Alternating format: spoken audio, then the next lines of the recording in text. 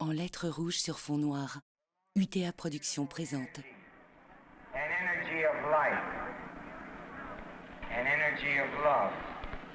It's the energy that's in every living entity. It's that energy that we can't know about before avec we're born. Joy And Kravzik, the energy that's going to happen to us when we die. But we know about the energy before us. Man and woman and child and animal. Joe en séance, Not kill animals, not kill a fly. And if we love all that energy, we'll love life so much that we'll never un film die. de Gaylor Valenti. Because you'll be so sure that you're part of God and part of that life energy, that universal poetry of love. Give me your hippie vibe. Derrière le comptoir d'un bar tabac, un employé joufflu fixe un couple de clients. Le jeune homme est un grand brun à la barbe mal taillée. La jeune femme blonde, coiffée de 2 macarons, arbore de nombreux piercings. T'as dit combien? 70 centimes. 70 centimes. C'est pas le prix d'une sucette, ça. Chris. T'inquiète, Olga. C'est le prix d'une sucette ici. Ok. Si j'en prends 2, tu me fais un prix. Non, monsieur.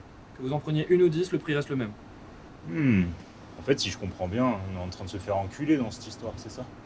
Non, pas du tout. C'est juste qu'on peut pas faire de marge sur le prix des sucettes si on commence à faire des réductions. T'entends ça, toi?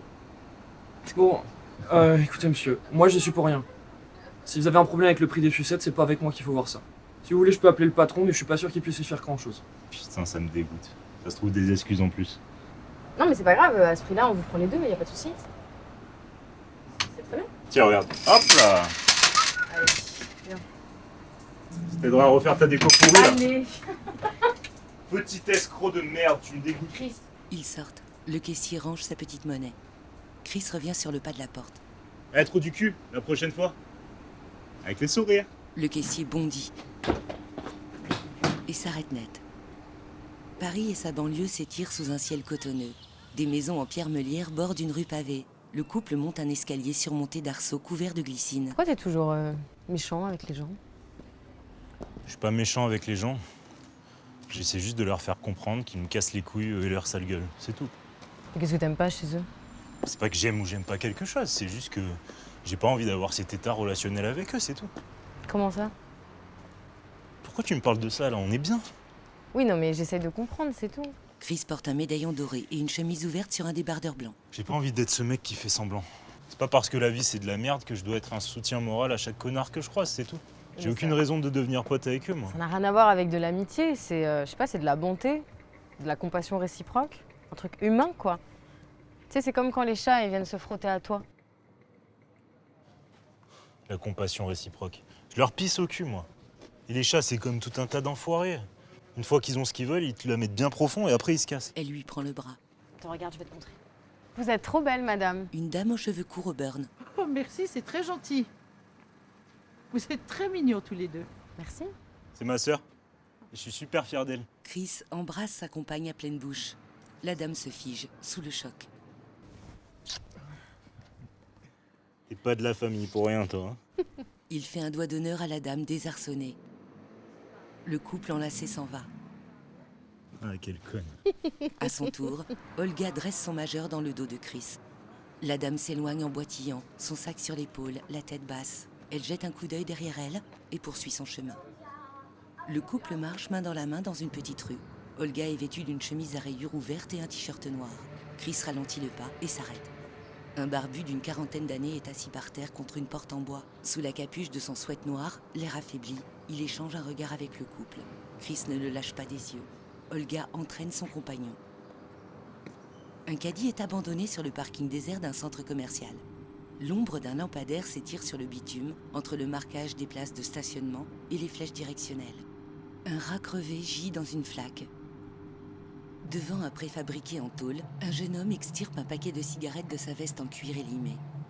Brun frisé, la vingtaine, il fume en regardant les barres d'immeubles alentour. Olga avance lentement vers lui d'un air déterminé. Excusez-moi, vous auriez une cigarette? Ouais, bien sûr. Galamment, il en sort une à moitié du paquet. Merci. Elle le fixe un instant et mime un briquet. Elle a les doigts tatoués et du vernis noir.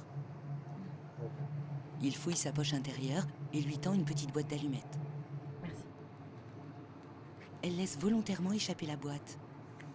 Elle fixe le jeune homme de ses grands yeux bleus maquillés, l'air faussement navré. Surpris, il regarde la jeune femme, puis la boîte par terre. Olga hausse les épaules en minaudant et lui sourit. Le jeune homme capitule et se baisse. Olga lui décoche un violent coup de poing. Putain! T'es malade ou quoi? Il s'assoit. Olga désigne Chris, armé d'une barre en aluminium. Eh mec, arrête! Le jeune homme est au sol, le nez en sang.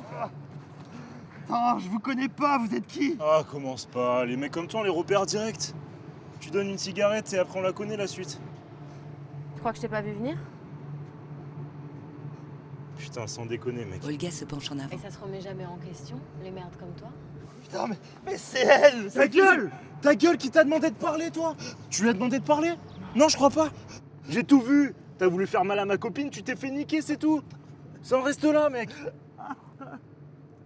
Chris ramasse la boîte d'allumettes et jette la barre. Tu l'avais pas vu venir, hein, avoue? Je suis impressionné. Il soulève la jeune femme et la porte comme une mariée. Attends. Il la pose, revient vers sa victime et lui balance un coup de pied en plein visage. Olga écarte les bras d'un air de faux reproche. Chris saute en l'air en faisant claquer ses talons. Sur le parking, ils se poussent tour à tour à vive allure dans le caddie. Chris est enfoncé dans le chariot métallique, les bras en l'air, les pieds dépassant à l'avant.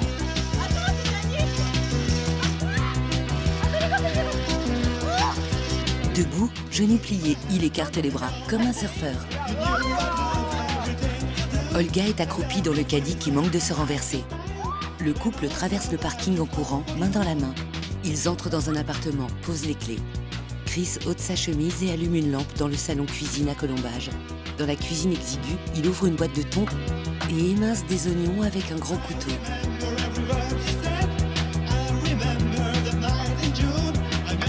Olga prend une douche. Un large tatouage composé de hiéroglyphes occupe le haut de son dos. Un collier de perles en plastique brille à son cou. Chris fait frire les oignons et verse du riz dans une casserole fumante. Il nappe sa préparation de sauce tomate. Olga le rejoint. Ses longs cheveux lâchés lui descendent au milieu du dos.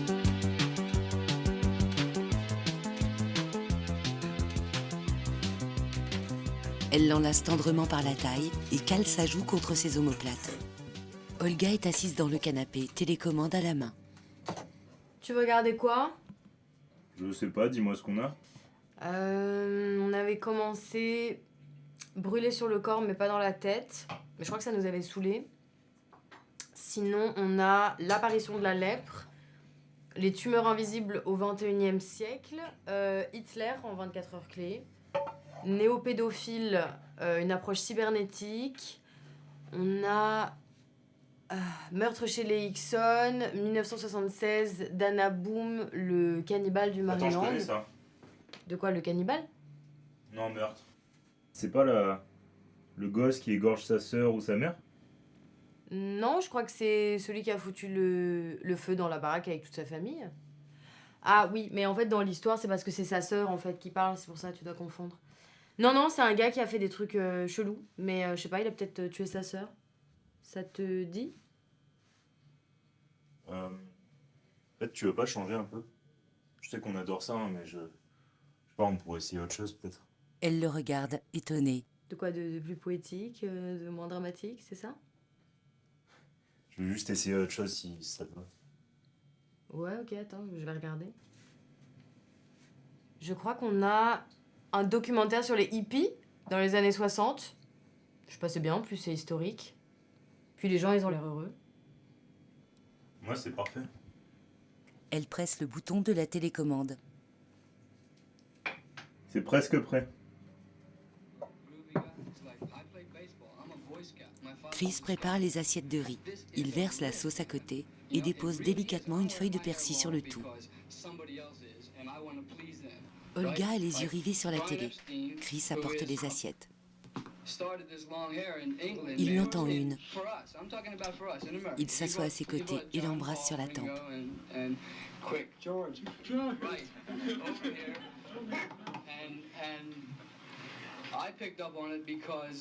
Le couple mange sans quitter la télé des yeux. Des vidéos d'archives en couleur d'un rassemblement hippie se superposent progressivement à celles du couple. Des milliers d'hommes et de femmes sont assis par terre dans le calme. 2 femmes au sein nu entrent dans un plan d'eau. Un rouquin avale une bouffée, grimace et nous sourit. Dans une manif, un barbu agite un drapeau noir. Sur la pelouse d'un stade, des policiers procèdent à des arrestations. Des manifestants brandissent des pancartes. Legalize pot, change the drug law.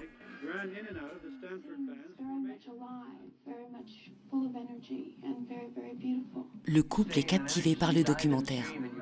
Chris déballe une sucette ronde.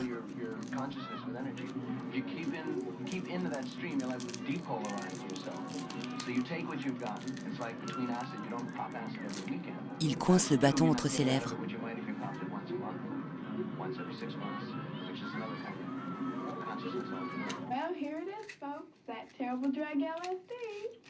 Il gratte une allumette et approche lentement la flamme de la boule rouge sucrée. Olga se penche vers lui, gobe la sucette avec sensualité et se renfonce dans le canapé. Chris reprend la sucette et la lèche en regardant son ami. Lors d'un festival, 2 hommes torse nus se déhanchent en rythme. Une femme en bottes rouges à lacets et mini-jupe à franges danse dans l'herbe. Une fleur jaune est plantée dans la tignasse d'un jeune homme souriant. Chris et Olga s'embrassent langoureusement et s'allongent sur le canapé. Olga se met à califourchon. Des hippies se reposent dans l'herbe. Un couple échange des gestes tendres. De grosses fleurs sont peintes à la main sur une carrosserie orange. En noir et blanc, une fille aux cheveux longs est coiffée d'un chapeau orné d'une marguerite. Yet thousands would be swept up by a revolutionary movement that would shape American life far beyond that turbulent summer. Dans une manif, un homme au visage grave tient une fleur. Des pacifistes font des bouquets de jonquilles. Un garçonnet tout nu fait du vélo. Une jeune femme très maquillée nous sourit. Noire. Sur la table basse, la sucette traîne dans une assiette sale. Olga dort allongée sur le canapé, un oreiller sur le ventre. Chris, accoudé à la fenêtre ouverte de la cuisine, observe la nuit noire. Il descend du plan de travail et ferme la fenêtre.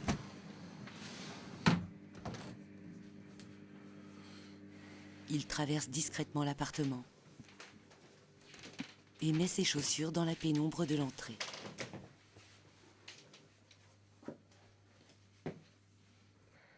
Qu'est-ce que tu fais? Je vais voir un ami. Il enfile sa veste de cuir. Olga fronce les sourcils et se redresse avec flegme. Elle passe près de Chris qui la regarde intriguée et entre dans la chambre.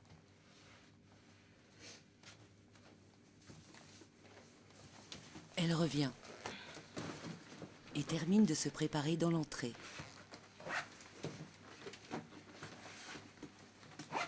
Elle décroche une longue veste de cuir noir du porte-manteau. Les fenêtres éclairées des immeubles et des tours de bureaux brillent dans la nuit. Une fumée blanche s'échappe de 2 hautes cheminées d'usine. Dans une rue, un réverbère diffuse une forte lumière jaune. Le couple longe des voitures garées en épi. Chris s'arrête et fixe la porte en bois. L'inconnu à la capuche n'est plus là. Ils repartent. Chris regarde partout autour de lui. Olga marche à ses côtés, mains dans les poches. Les éclairages publics éclairent les maisons en briques ou en meulière du quartier endormi. Le couple s'enfonce dans la nuit.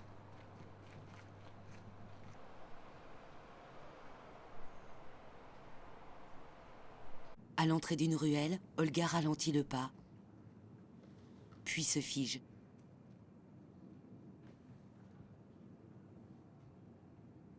Chris. Il la rejoint d'un pas pressé. Putain, c'est lui. L'inconnu à la capuche est assis contre un mur décrépit, les yeux clos. Des tags s'étalent sur les portails et les clôtures de béton. Le couple s'agenouille près de lui. T'es avec nous? Ça va? Chris le secoue. On est venu te chercher là. Qu'est-ce que tu nous fais là? Ah, réponds s'il te plaît. Dors, le gars. Je sais pas, Chris. Aucune idée. Oh. Tu nous fais quoi là? Putain. On fait ça. Chris lui pose la main sur le cou. Olga écarquille les yeux. Putain, je sens rien. Oh. Oh. Pourquoi il répond pas, Olga? Je sais pas. Pourquoi il répond pas? Mon ami répond. C'est quoi ces conneries là? Putain, comment c'est possible? On t'a vu tout à l'heure là. Comment c'est possible? On t'a vu tout à l'heure. Putain. Putain.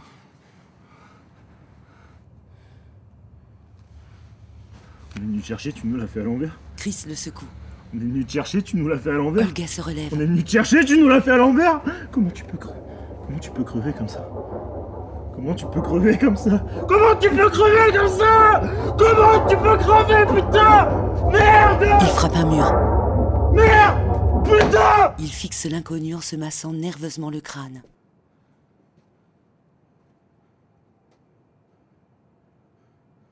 Il se tourne vers Olga. La jeune femme s'approche lentement de l'inconnu.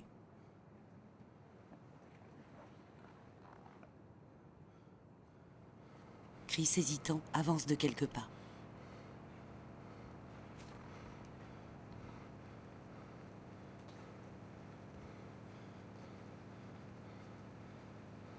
Il sort une sucette rouge de sa poche.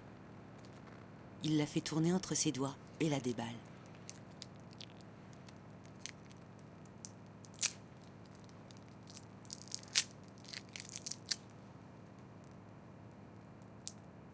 Il la fixe longuement, la tête baissée.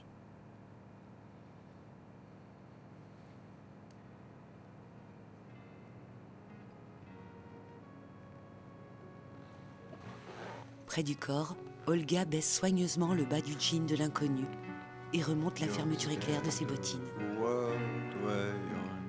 Elle arrange le col de sa chemise entrouverte.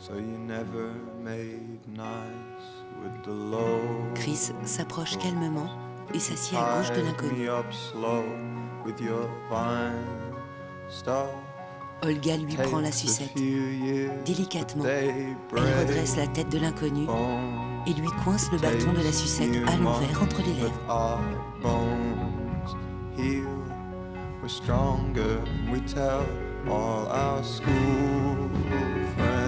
Elle s'assied à sa droite, le regard dans le vide. Chris et Olga posent la tête sur l'épaule de l'inconnu. Olga ferme les yeux. Noir. En lettres rouges sur fond noir, écrit et réalisé par Gaylor Valenti, avec Olga, Joy Kravzik, Chris, Joe Séance, l'épicier, Johan Thébaudot, la femme aux cheveux courts, Anne Genatas, l'homme du parking, Ryan Awad, l'inconnu à la capuche, Benjamin Coubard, image, Milo Capdecom, son, Paul-Aimé Alice, assistant réalisateur, Julien Taïb, make-up artiste, Célia Tchèque, régisseur, Simon Sevestre, montage, Gaylor Valenti, étalonnage, Milo Capdecom, post-production son, Paul-Aimé Alice, musique, Night in June Autumn, The Place Where He Inserted the Blade, Black Country, New Road, document d'archives, British Pathé, documentaire et sources multimédia, 1967, Stoned Hippies, Tell All to a Film Crew, avec le soutien de Raphaël Valenti et Bruno Sevestre. Remerciements Bruno Sevestre, Raphaël Valenti, Carlos Alvarez, Ferdinand Le Tessier-Bongrand, TJ Grosserie Fontenay-sous-Bois. Merci à l'ensemble de l'équipe. Une audiodescription écrite par Tanguy Nek, relue en collaboration avec Aziz Zogagui, lue par Raphaël Valenti. Mixage, François Desvages. Avec le soutien de Zogma Concept et l'Éolienne Production.